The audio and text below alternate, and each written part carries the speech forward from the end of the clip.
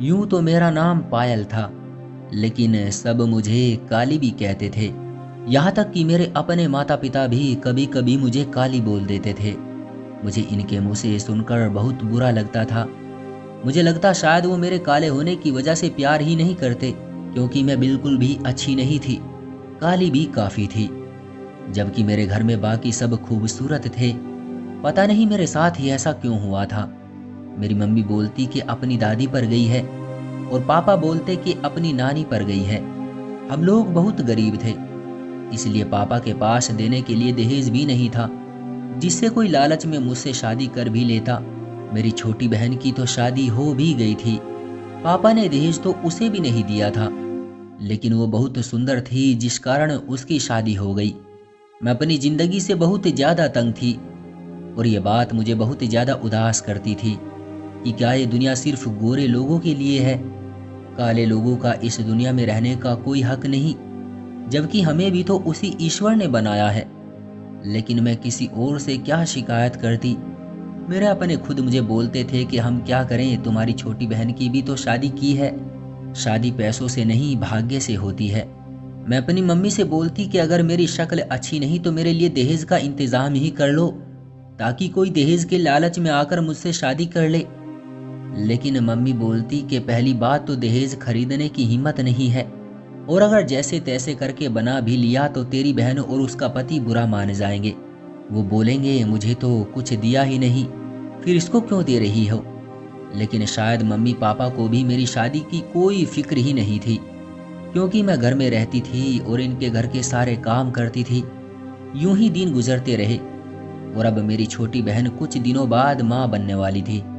जब उसके बारे में सुनती तो खुशी होती थी, लेकिन जलन भी बहुत ज़्यादा होती थी, क्योंकि अगर मेरी शादी भी वक्त पर हो जाती तो अभी तक मैं भी माँ बन जाती। मैं भी अपने बच्चों में बहुत खुश रहती, लेकिन ऐसा कुछ नहीं था।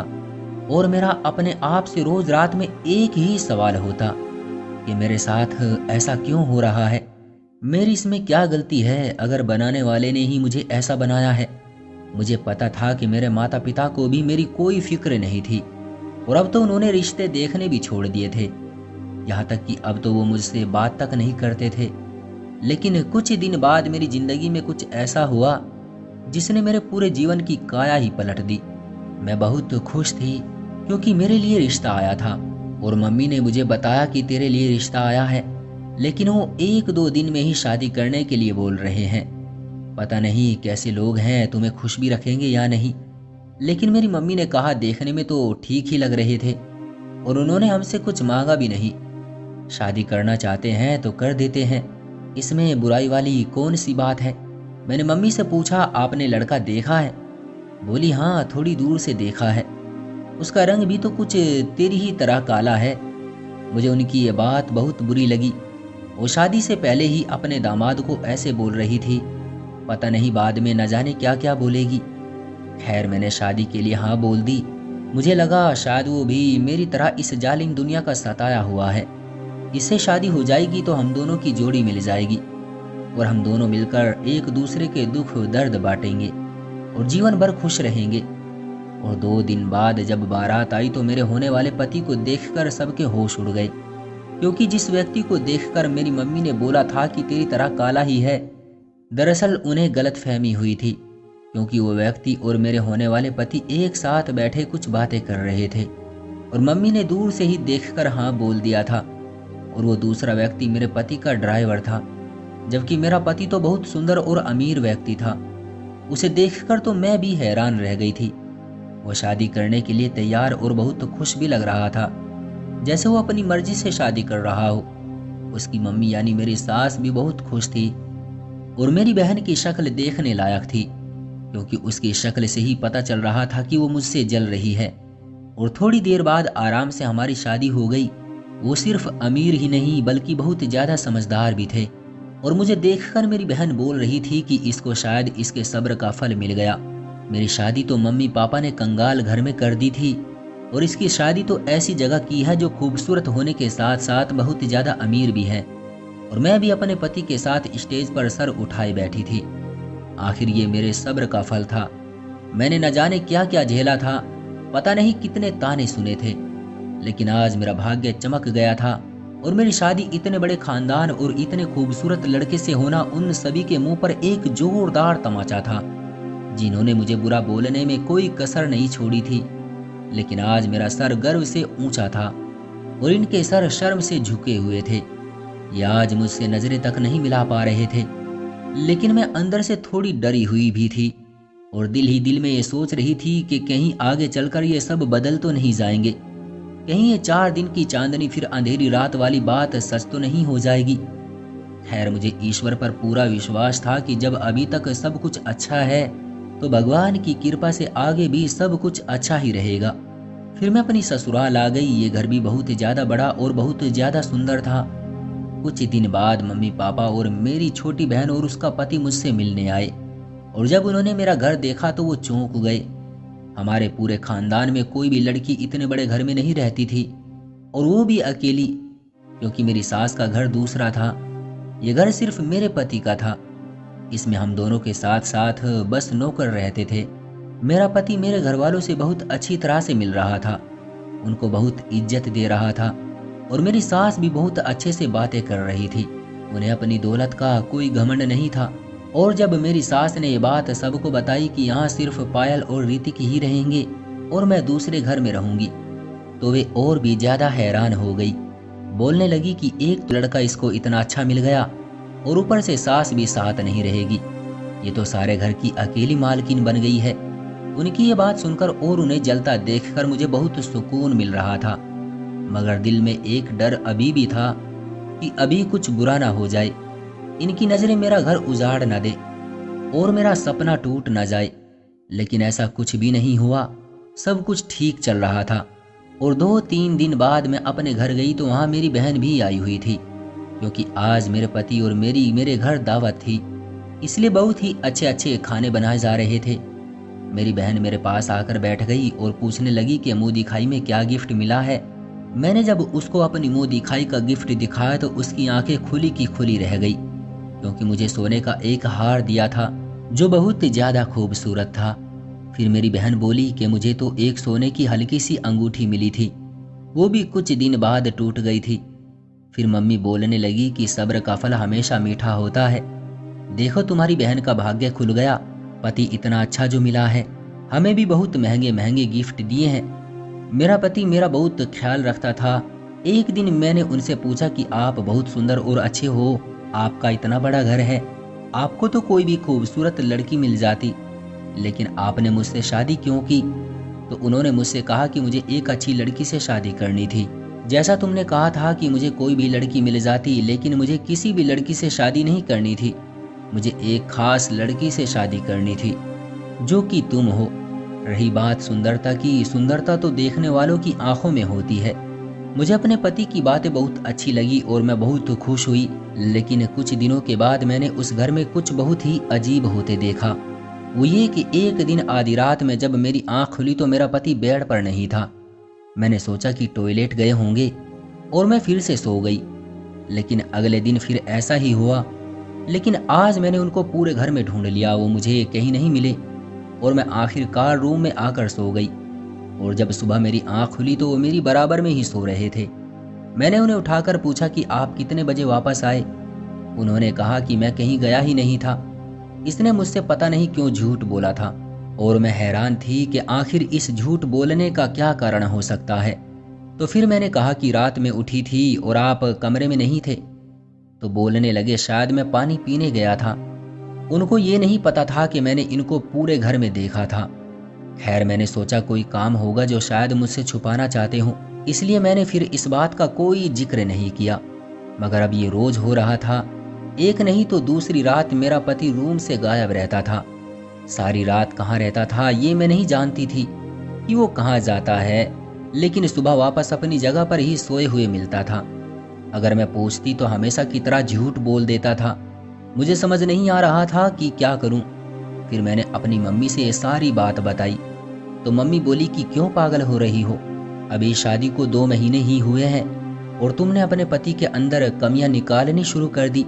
वो बहुत अच्छा इंसान है, तुम्हें इस तरह की बातें नहीं करनी चाहिए। मैंने बोला कि वो जाते कहाँ हैं ये भी तो नहीं पता। और जब मैं पूछती हूँ तो मुझसे झूठ बोल देते हैं। मेरी माँ ने बड़ी अजीब बात कही। माँ ने कहा कि इतना बड़ा घर है, दौलत है, गाड़ियाँ हैं, तुम्हारा पति अगर कोई बड़ी गलती कर भी देता है तब भी तुम्हें उफ तक नहीं करनी चाहिए। अपनी बहन को देखो, वो एक संयुक्त परिवार में रहती है, अपनी सास और घर का सारा काम करती है, और उसके पति का तो किसी औरत से चक्कर भी चल रहा है। मैंने कहा तो वो कुछ क्यों नहीं कर रही है? तो मम्मी बोली अगर उसको ज़्यादा परेशान करेगी तो वो उसको तलाक दे देगा, फिर वो आकर हमारे सर पर बैठ जाएगी, इसलिए वो सब कुछ सहन कर रही है। तुम भी छोटी छोटी बातों को सहन करो। यदि तुम्हारा पति तुम्हारे साथ बेवफाई भी करे तो तुम्हारे मुंह से एक शब्द भी नहीं निकलना चाहिए। मम्मी की ये बात सुनकर मैं हैरान रह गई कि मम्मी ये कितनी घटिया बात कर रही है। मैंने अपने पति से शादी घर और कारों के लिए नहीं की थी, बल्कि मुझे तो ये पता भी नहीं था कि उसके पास ये सब कुछ है। एक दिन मैंने अपने पति से पूछा कि मुझसे इतनी जल्दी शादी करने की क्या वजह थी, तो उसने बोला कि किसी दुश्मन ने मेरे ऊपर तांत्रिक द्वारा कुछ करा रखा था। मैं बहुत बीमार रहता था, इसलिए मेरी माँ मुझे एक बाबा के पास ले गई जिसने मुझे शादी करने को बोला था। तो उससे बचने के लिए मैंने इतनी जल्दी शादी कर ली। फिर मैंने पूछा कि शादी वाले दिन हमारे घर सिर्फ तुम और तुम्हारी माँ ही क्यों आए थे? तो उसने बोला ये भी एक प्रक्रिया थी जो और सभी के आने से नष्ट हो जाती। लेकिन तुम आज इतने सवाल क्यों कर रही हो? तुम ठीक तो हो? मैंने कहा मैं बिल्कुल ठीक हूँ, बस ऐसे ही पूछ रही हूँ। इसके अगले दिन मैं अपनी माँ के घर उनसे मिलने आ गई, लेकिन अभी भी मेरा शक दूर नहीं था, क्योंकि मुझे अपने पति की ये बात बिल्कुल भी सच नहीं लग रही थी।